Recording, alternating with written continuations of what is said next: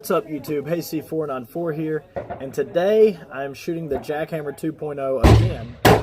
I'm actually doing load development today for the Bushnell Elite Sniper. So what I'm going to do is I'm going to shoot 3 rounds of ammo that I know shoots well. I know this ammo is sub MOA every time I've shot it. So I shoot my initial 3 shots with it, and then I start shooting my groups with my loads that I developed. So I'm going to shoot these first 3, then I'm going to shoot my first 2 groups, my first 2 5-round groups, and then I'm going to check those groups out, and then I'm going to let my rifle cool off. Stand by. Okay, so I shot my first 3 rounds using factory ammo. I'm going to have to go down range and actually look at it because if I had a white piece of paper down there I could see my holes, but because I'm using a 0 target, I can't see my holes from back here, except for one of them, so I know my 0 is good. Alright, so I fired these 3 rounds. They functioned well. These are, like I said, factory ammo. I think these the IMI 77 might be a little over pressure because I get signs on all of them, but nothing crazy. So I'm about to shoot my first 5-round group with some of my hand loads, and after I fire the first shot, I'll look at the case to see if I have any pressure signs or anything like that before I proceed, and then I'll shoot another one and I'll check it. And so I do a lot of checking to make sure I'm not going to blow my face off, because I'm working with 5 to 6 pressures today. Alright, so I just fired my first group of hand loads. It's important to remember that today it's about 60 degrees, whereas last time I shot these loads it was 30 degrees. So that should change some things, not so drastically because I am using an extruded stick powder. So I fired my first group. I didn't have any pressure signs, so I'm going to the next powder charge up, and I'm going to see how these group. Alright, so one thing regarding pressure is once I started approaching the higher powder charges, last time my primers started to come out of the pockets, and I think it's important to note that on this brass, the IMI brass that I'm using, the primer pockets are so loose that they're about ready to settle down, meet a good man, start posting inspirational quotes on Facebook, and get all of their girlfriends from high school involved in a pyramid scheme. That's loose. Alright YouTube, well I'm out here at 100 yards at my target. So my first 3 shots that I used to sort of warm the barrel up and such with the IMI 77 grain that I said I know shoots sub MOA. These were the 3 shots right here, and then I loaded up a charge right here. That was the first group that I'd shot with my reloads. It's a 5-shot group. The second shot I shot with my reloads. That's another 5-shot group, and then the third 5-shot group with my reloads right here. So far so good. I'm not seeing any pressure signs. Like I said, the loose primer pockets thing might become an issue before just about anything else. What I'm about to do right now is I'm using that load right there. I'm glad I loaded those up the way that I did, because they shot the second best last time I came out here. I loaded up 15 rounds with different brass, or different head stamp brass of IMI, so instead of it being the same year lot number, it's a different lot number. It just has the same powder charge, projectile, trim length, all that other stuff. So I'm going to shoot 15 rounds of it and see how it does. And basically if it shoots anywhere near as good as that, then I know that I can use pretty much any of my IMI brass that I have at home, which I have a lot. Alright, so you got to find out. Alright YouTube, so what I just did, like I said, shot the 22.6, and then I wanted to try it with just random pieces of IMI brass that I had. Like I prepped them all the same way, but I wanted to see what would happen. So I shot my first group with the random brass, and that's a 5-shot group right there. Looks very similar to the first group. The next 5-shot group is up here, and then the third 5-shot group is down here. That was probably just me letting the shit get away from me, but it could have also been because I let the barrel get hot. So, but either way, all sub MOA, so that's probably what I'm going to load up for the sniper challenge. What's up, YouTube? Alright, so instead of just murdering you guys with a bunch of footage of me at the range and like no shooting, just a whole bunch of like talking about my process and some of the things that I do for load development and stuff like that, I'm going to just talk about it for a minute. So I decided for the Bushnell Elite Sniper Challenge that I'm going to be using I'm going to be shooting secondary. So that means that I'm limited to either a 308 or a 5.56 chambered rifle. So the rifle that I'm going to use is the Jackhammer 2.0. I've been shooting it for years. It was the first precision rifle I ever built.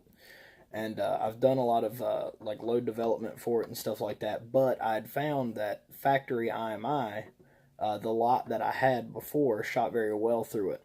So I bought a whole bunch of IMI, but I bought different lots of it. So I bought it at different times. And I found that with the IMI 77 grain razor core, I've come into really vast inconsistencies from lot to lot. So one lot will shoot sub MOA, the next one will shoot 1.5 or 2. So it just depends. But whenever I do find a good lot, I star that lot and I keep it and I like stock it. The stuff that doesn't shoot well, I just burn it up pretty much. Or use it for self-defense ammo, like in my PDWs and stuff like that.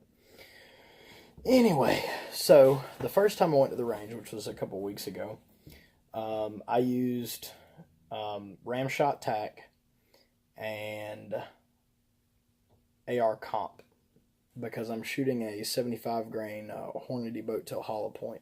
I chose to use it over the Sierra Match King because it has a higher ballistic coefficient and it's cheaper. So these were my results. The first day that I went, so to warm the barrel up, I fired 3 shots of the IMI and it achieved a 1.2 inch group. That was with a non-starred lot. Then the first group that I shot for score was with ram shot tack. And keep in mind, don't replicate my loads. Don't blow your face off. These are all 5.56 pressures. I'm not shooting 223 pressure loads here.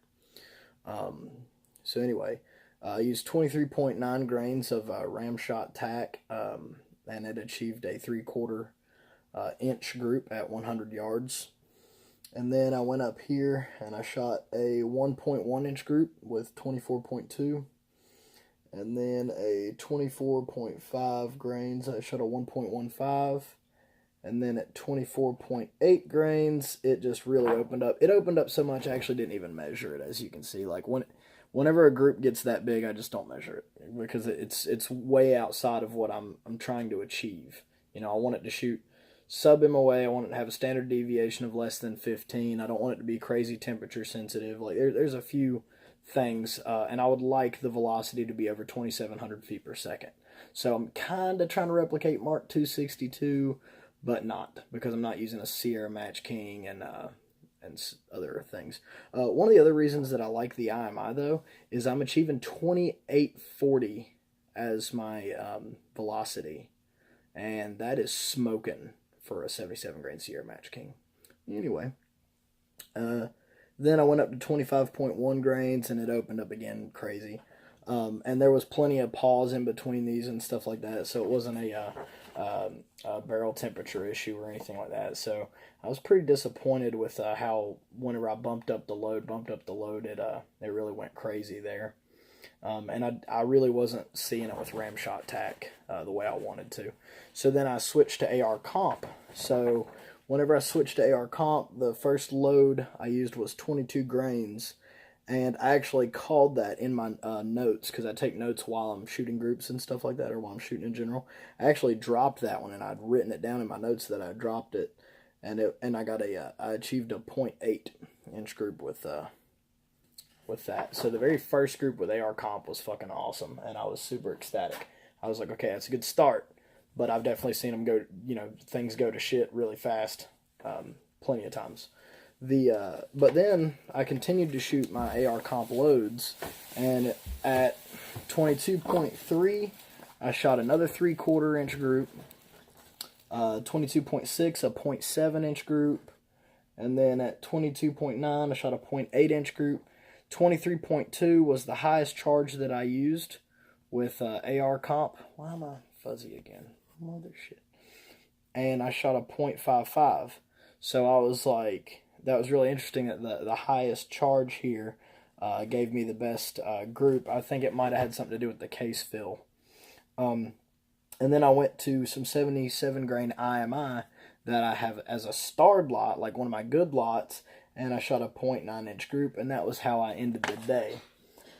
Actually, you know what? I'm lying to you. That's not how I ended the day. I forgot to tell you about the 6.5 Creedmoor group. There was one more group on that paper that I didn't talk about, and it was a group from 6.5 Creedmoor, which is, you know, irrelevant to my load development process.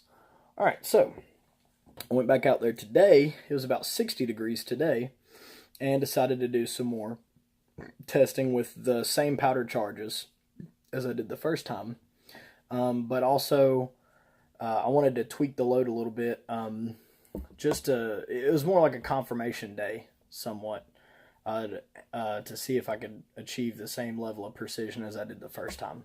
So, shooting that good load, the star ammo, the starred IMI, my first 3 shots, like I did before, I shot a 0.48 inch group, which, I mean, it's only 3 shots, so I mean, you can count that if you want, whatever. Then at 22 grains, I shot a 0.45 inch group. And then 22.3, a 0.65. At 22.6, 0.35. 0.35, I'll say it again, 0.35. And then I wanted to see if I could change my brass. I was still using IMI brass, but I wasn't using the NATO head stamped brass. I was using like different lots of the same brass. And I just loaded them all up the exact same way with the 22.6, which if you reference my former shot groups from the colder day, it achieved the second best shot groups, which is what I decided to load some up with because I wanted it to be a little bit lighter. And I shot a 0.45, a 0.45, and a 0.95. So all sub MOA, that could have been me, or it could have gotten warm by that point because I did shoot these all right after each other, just 15 shots right after each other. But still, all sub MOA. I was really happy about that. I'm really happy with this combination of powder and projectile. So then I decided to continue my testing. 22.9 grains, I achieved a 0.9 inch group. There's a lot of vertical stringing there, as you can see, but they all felt good. 23.2, which before, if you recall, achieved the best precision, and this time it gave me a 1 inch group, so I was not very happy about that. And then I decided to even go a little bit crazier at 23.5. Like I said, don't try this at home, kids. And I achieved a 0.55 inch group, which, I mean, like anything under, 3/4 to me is just like awesome. This is a gas gun I'm running, by the way. Then I ran that starred ammo again, and whenever I ran it this time, it shot pretty bad. It was a 1.6 inch group. I probably threw one, but I didn't call a thrown shot. They all felt good to me. But it's still not outside of the realm of possibility. And then I shot my 6.5 Creedmoor with a different kind of ammo.